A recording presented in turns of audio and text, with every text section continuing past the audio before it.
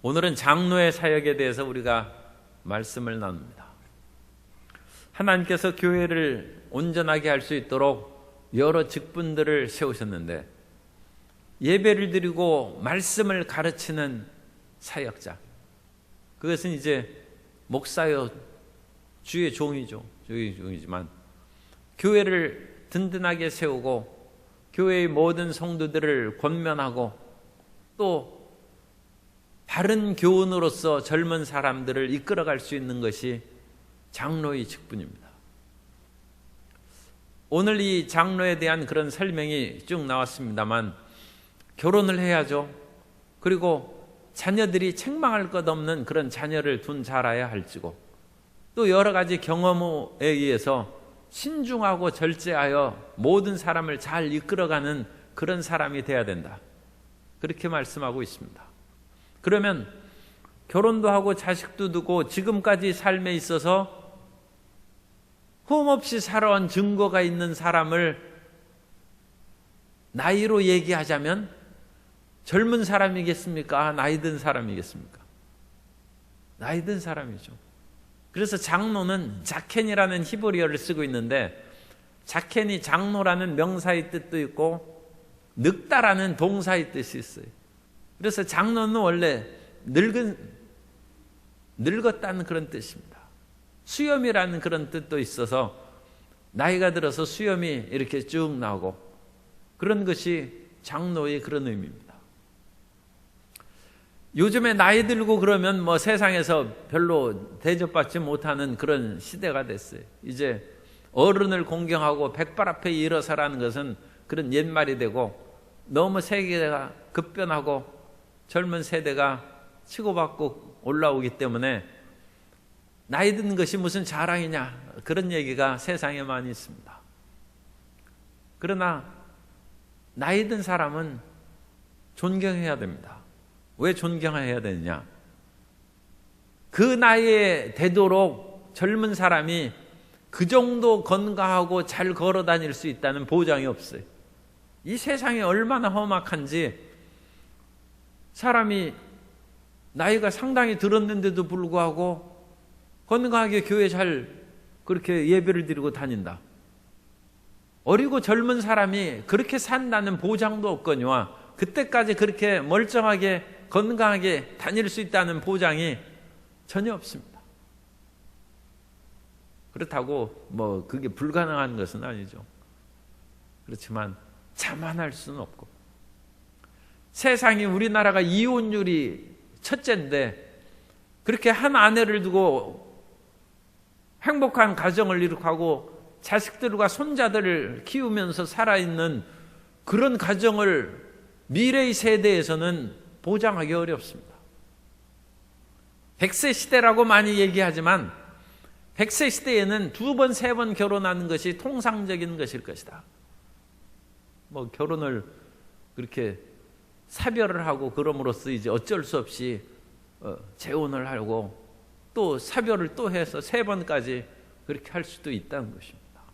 물론 그렇지 않은 경우에는 이미 2000년 전부터 사마리아에 있는 5번 결혼하고 그랬는데, 뭐 옛날 그런 그 특별한 예를 보면 뭐 그것은 얼마든지 쓸 수 있습니다. 그러나 정상적으로 생활하고 그야말로 부부의 사랑이 가득한 가정에서도 남편이나 아내가 먼저 세상을 떠나는 그런 일들로 인하여 2-3번 결혼하는 것이 일반적인 일이 100세 시대에는 올 것이다.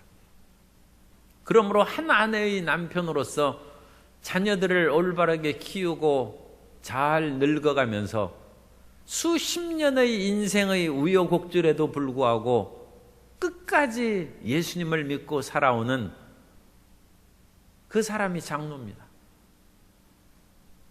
그리고 그 장로는 오늘날의 남자만을 생각하는데, 우리 교단에도 여자 장로 제도가 이미 교단 헌법에 있습니다. 그래서 권사님들은 장로로 그와 같이 취임할 수 있어요.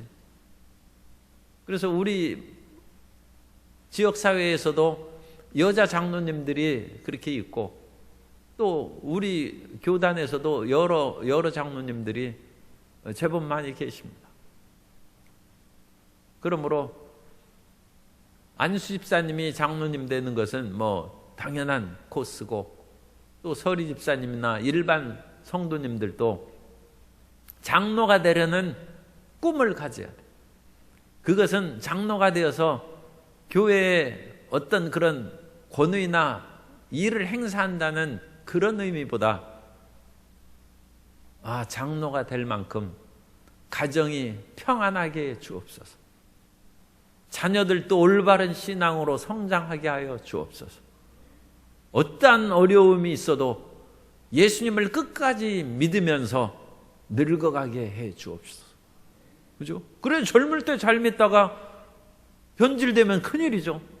그것은 젊을 때 사업을 크게 행했다가 나이가 늙어가지고는 사업도 망하고 아무것도 없다. 그거 사업가로서 슬픈 일 아닙니까? 비극적인 것이죠. 하물며 신앙에 있어서 반드시 장로처럼 돼야 된다는 것입니다. 그죠? 꼭 장로의 직분을 안 갖는다 할지라도 장로와 같은 그런 믿음의 평안함과 반석 위에, 그리고 그런 가정에 우리가 서 있을 수 있어야 된다는 것입니다. 그래서 그런 의미에서 우리 성도님들은 이제 옆에 분들하고 그냥 약간만 고개를 돌리고 인사해요. 우리 모두 장로가 됩시다. 그래서 몇몇 소수의, 지금 이번에 우리 장로 재직받는 분이 그 시무장로하고 명예장로에서 세 분인데, 그분만을 위해서 지금 장로 세미나를 하는 것이 아니라 모두가 장로가 돼요. 그래서 하나님, 주님 나라 가기까지 더 믿음이 성장하는 그런 사람이 되어야죠. 그분이 장로인 것이고, 주님 나라 갈 때까지 온 가족이 예수님 믿고 자녀들도 믿음의 대를 이어가는 그런 가정이 되어야죠. 그리고 세상의 경험이 나이가 들고 연세가 들면 풍부해지죠. 교회에 대한 경험도 풍부해서 온갖 교회 일을 겪었는데, 겸손하고 섬기는 마음으로 교회를 섬겨야 교회가 시끄럽지 않냐고, 수십 년, 우리는 이 세상을 살다 가더라도 주님 오실 때까지 교회는 100년, 1000년을 계속해야 될 거 아닙니까? 그러니까 우리 당대만을 위한 것이 아니라 계속 영원토록 번영하고 발전하는 교회를 세우기 위해서 힘을 쓰는 그런 경험 많고 연세가 된 그 장로들이 다 돼야 된다는 것입니다. 구약시대의 이 장로들은, 족장시대부터 이제 장로들이 있습니다. 장로들이. 그래서 이 장로들은 종교적인 역할과 재판, 전쟁의 지휘자, 충고의 권면, 행정 수행 등 다양한 일을 하죠. 모든 경험이 있으니까 일을 잘하는 것입니다. 나이가 들어서 힘이 없고 약해지는 것도 있지만 경험이 풍부함으로써 젊은 사람이 그 경험을 듣고 전쟁에 나아가면 백전노장이라고 하는 것처럼 실패하지 아니하고 시행착오 걷지 않고 승리할 것이고, 행정이나 여러 가지 일들도 잘 행할 것이고, 대인관계에서도 한 걸음 물러가는 것이 전체의 나중의 평화와 행복을 위한 것이다. 그런 경험상으로 하는 것이죠. 어찌 자기 마음 안 드는 사람을 모두 다 쫓아내고 다 죽일 수는 없지 않습니까? 그런데 그런 식으로 과감하게 또 밀어붙이는 그런 젊은 세대가 있을 수 있기 때문에 이런 장로들이 그 일을 잘 수행하고, 또한 이 장로는 경험이 많고 인내심이 강하죠. 나이가 들어서 또 좋은 것 중에 하나는 인내심이 세진다. 그러니까 할머니가 그 밥그릇, 옛날에는 놋그릇으로 이렇게 하면 놋그릇을 이렇게 해가지고 밥상에 올려놓는 것이죠. 그럼 손자나 손녀가 자기도 간다고, 할머니 내가 할게요. 그러면서 딱 하면 뜨거워서 밥그릇을 떨어뜨리는 거예요. 그게 연단받아서 그래요.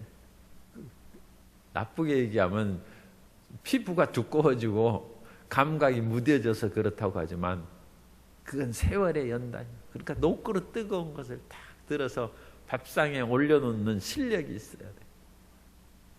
그래서 그런 연단과 인내의 실력이 있는 사람들이 모세를 도와서 장로 일을 수행하는 것이 이제 민수기 11장 16절. 모세도 너무 지치고 힘들어서 하기 어렵다고 하니까 하나님께서 그런 장로들에게 70명을 선택해서 성령의 기름을 부었다는 것입니다. 그리고 그 장로들은 국가의 대소사에 그와 같이 나와서 참여하는 일들도 열왕기상 20장, 이건 열왕기상은 이제 왕국 시대니까 왕국 시대에 그런 일을 행한다.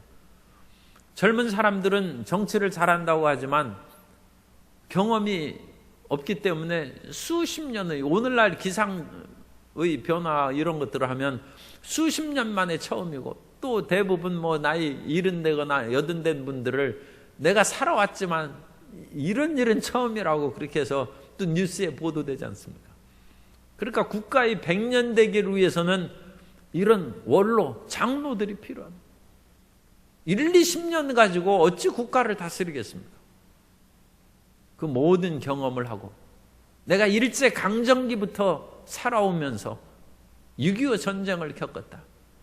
그러나 그런 옛날 얘기 하지 말라고 젊은 사람들이 많이 얘기할지라도 그런 속에서 살아남는 법을 체득해서 지금까지 생존하는 그분을 존중해야죠. 아니, 그 어려운 일제강점기와 전쟁 속에서 어찌 살아남았습니까?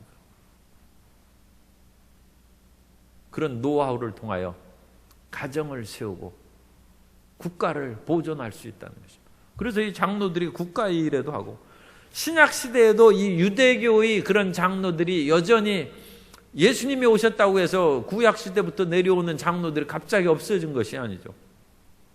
그러니까 그 시대부터는 기독교적인 장로들이 이제 새로 나타난 그것을 우리가 생각하면 돼요. 그러지 구약시대부터 나오는 유대교의 장로들도 계속 내려왔고, 그 유대교의 장로들은 예수님을 안 믿었으면 계속 내려오고, 그 유대교의 장로들의 흐름이 오늘날 이스라엘까지 그냥 쭉 내려오는 것입니다. 그러니까 그때부터는 이제 기독교적인 장로, 그러니까 신약시대에는 유대교적인 장로들도 있고, 그 유대교적인 장로들이 회당에서 일하고 그러다가 그분들이 연륜이 있고 신앙이 있으니까 회당장도 됐어요. 그러니까 예수님께서 회당에 가시고 회당장의 그런 야유로도 나오고 그러죠. 그런 사람들의 기도도 들어주시고 그랬는데, 그건 유대의 장로교죠. 유대교의 장로들도 예수님을 믿고 예수님께서 그들의 기도도 들어주시고 돌보아 주시면서 그런 사람들 가운데 이제 예수님을 믿는 기독교적인 장로가 생기고, 또 이제 유대교적인 그런 체계하고는 상관없는 젊은 사람들이 순수하게 예수님을 믿은 그런 기독교적인 신약의 장로들, 그런 분들이 이제 출현했다는 것입니다. 그러므로 우리 기독교의 장로는 구약시대부터 내려오는 유대교적인 전통과 아울러 이제 예수님을 믿고 성령의 충만함을 받아서 새로운 스타일의 장로가 결합되어서 형성된 것이 이제 우리 기독교의 장로예요. 그래서 유대교적인 장로하고는 이제 의미가 조금 나누어주는 그런 전환의 모습을 신약 성경에서 볼 수 있습니다. 그래서 신약 시대에도 이런 유대교적인 장로가 있었고, 그 다음에 두 번째, 신약 시대 기독교의 장로. 그래서 이 용어의 차이를 이제 이해할 수 있겠죠. 아, 이것은 유대교적인 그런 자켄, 나이든 그런 분들이 장로 의미가 아니라 이제는 예수님 믿고 성령 충만하고, 그런 가운데서도 여전히 신약시대 기독교의 장로들도 연세가 있습니다. 나이가 들고.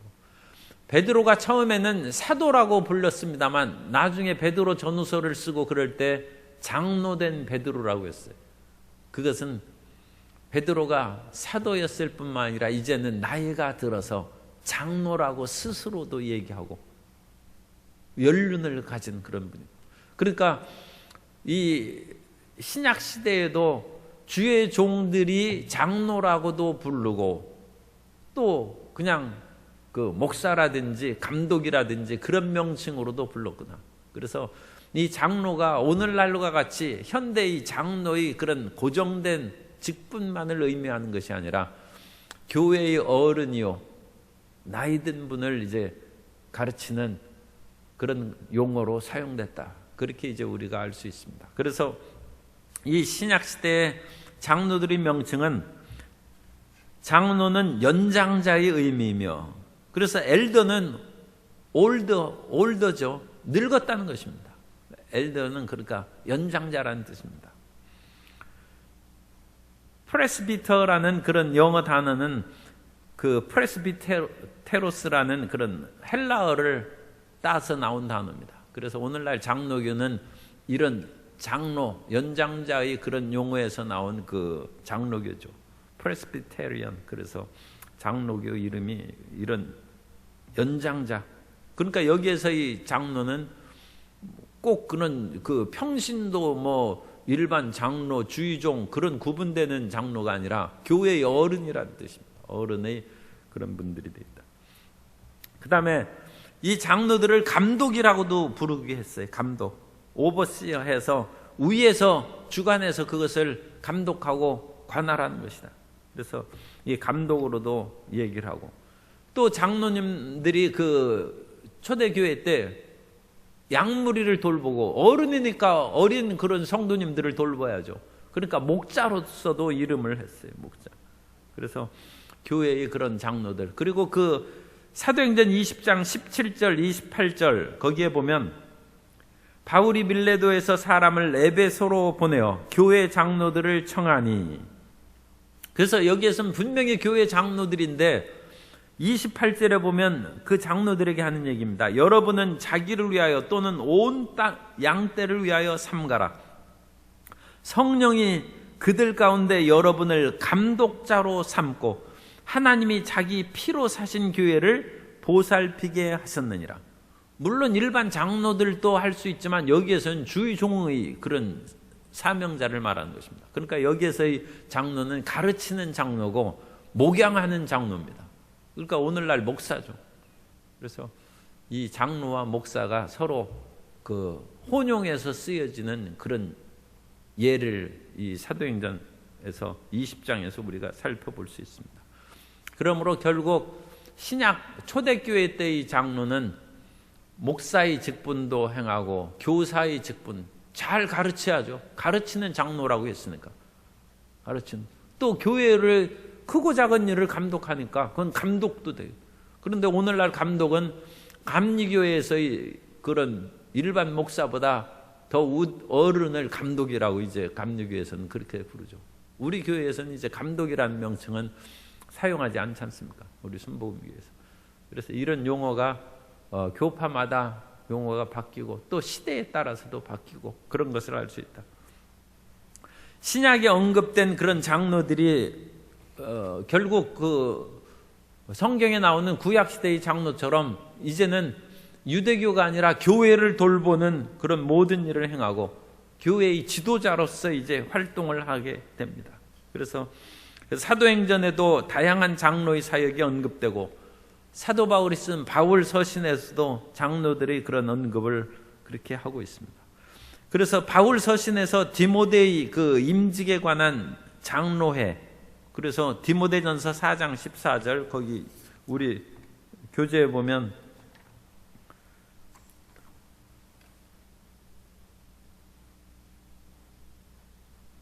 (11페이지) 그 아래에서 그 위에 아래에서 두 번째 바울 서신에서는 거기 그렇게 그쪽 부분입니다. 그래서 디모데전서 4장 14절을 공동번역으로 제가 읽어드리겠습니다. 공동번역. 그대가 선물로 받은 그 거룩한 직무 곧 원로들이 그대에게 안수하여 예언해 준 말씀을 통해서 그대에게 맡겨진 직무를 등한히 하지 마시오. 그래서 우리 성경에는 거룩한 직무 곧 장로들의 회에서 안수받을 때 한 예언을 소홀히 하지 말라 그렇게 우리 성경에는 번역됐는데 그 공동 번역에서는 그 장로를 원로라고 번역했어요. 그래서 디모데는 하나님의 종이죠. 그런데 그 디모데를 하나님의 종을 장로들이 안수했다는 그런 의미가 아니라 거기에서의 장로는 주의 종과 교회의 원로, 그런 의미입니다. 교회의 그런 원로들이 젊은 디모데에게 안수함으로써 주의 종의 직분을 수행하게 하였다. 그럼으로써 이 초창기에서는 교회의 원로들에게서 말씀을 가르치는 장로인 주의 종들도 임명하고, 또 일반 행정을 수행하는 그런 장로들도 임명하고, 그런 일을 했다는 것을 우리가 확인할 수 있습니다. 그래서 이런 초대교회 때는 장로가 설교를 하고 가르치고 교회를 세우는 것입니다. 그러다가 요즘에는 이제 교회 헌법에 의해서 모든 교회들이 장로들은 그것을 하지 못하게 돼 있어요. 그래서 장로님들이 교회를 세우고 설교를 이제 전담하려면 신학을 공부하고 그 길로 가면, 그 다른 일부 교회에서는 장로된 분이 신학을 공부하면 졸업하자마자 목사 안수를 줍니다. 특히 외국에서는, 미국 같은 데서는 그렇게 금방 줍니다. 그래서 전도사를 거치지 않고 이미 장로가 기름 부음을 받은 사람이기 때문에 그 신학을 공부하면 곧 주의 종의 목사로서 사역할 수 있도록 그와 같이 세워준 그런 그 제도가 이제 미국에서는 많이 있습니다. 그러므로 이런 그 혼용된 상황에서 오늘날에는 일부러 갈라놓은 거예요. 일부러. 그래서 일부러는 목사는 목사만 하게 하고, 그 목사가 그 교회의 총무국장이라든지 재정국장은 못하도록 그렇게 해놓고, 반대로 또 장로님들은 총무국장이나 격리국장은 하더라도 담임 목사는 못하도록 그렇게 장로는 제한을 해놓고, 그것은 현대 교단 헌법에 의해서 그렇게 규정한 것이고, 초창기의 그런 성경이 쓰여질 당시에는 그런 구분이 명확하게 없었다, 그렇게 생각하면 됩니다. 그래서 사람이 아플 때에도 우리가 그 성경을 읽을 때 항상 병든 자가 있으면 교회의 장로들을 초청해서 기름을 부으라는 거예요. 아니, 그 당시에는 목사가 없었기 때문에 그런가? 그것이 아니라 그 장로가 그때는 목사입니다. 그 목사님을 부르사 기름을 부으고 병든 자를 위해서 치료를 받게 하라는 것입니다. 그래서 그런 상황으로 우리가 이해할 수 있습니다.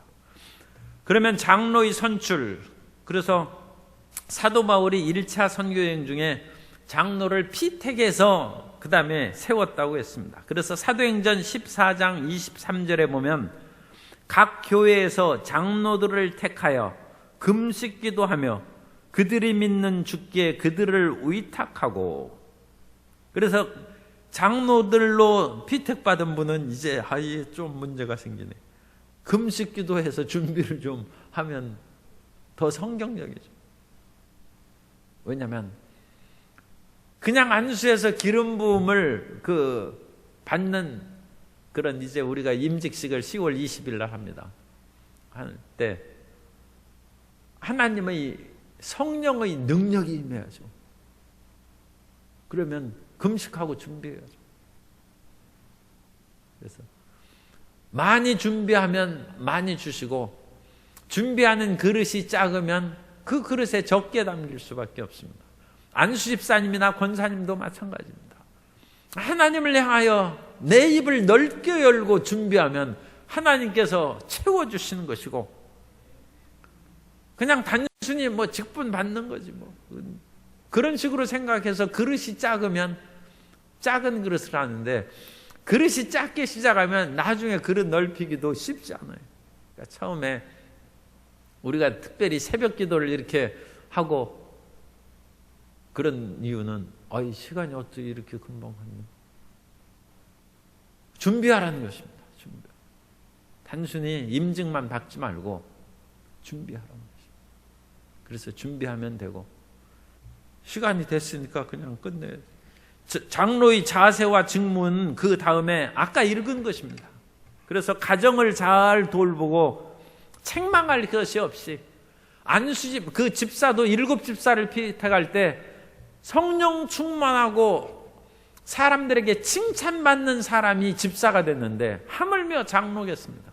책망할 것이 없고 하나님의 남편이고 방탕하는 일이 없어야 되고 불순종하는 그 일이 없는 믿는 자녀를, 이제 자녀는 정말 그 잘 교육을 안 하고 나중에 예수님 믿고 장로 되는데 이 자녀 문제가 큰 문제죠. 그러니까 자녀들한테 이제 잘 가서 얘기해 줘야 됩니다. 내 장로 되는데 제발 아버지 체면 좀 봐주고 좀 교회도 다니고 믿음을 가져라.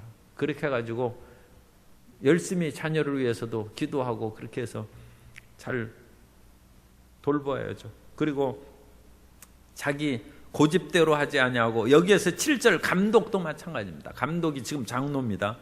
그래서 자기 고집대로 하지 아니하고 급히 분내고 술을 즐기지 아니하고, 이 당시에는 이런 사람들이 그 포도주를 마시고 하는 것이 그 당시 음료수입니다. 그러니까 그렇게 생각하시면 돼요. 그리고 8절에 나그네 대접하고 선행을 좋아하고, 그 다음에 장로니까 신중하고 의로우며 거룩하며 절제하며, 9절 믿은 말씀의 가르침을 그대로 지켜 행하면 장로의 신앙 자세로 부족함이 없다.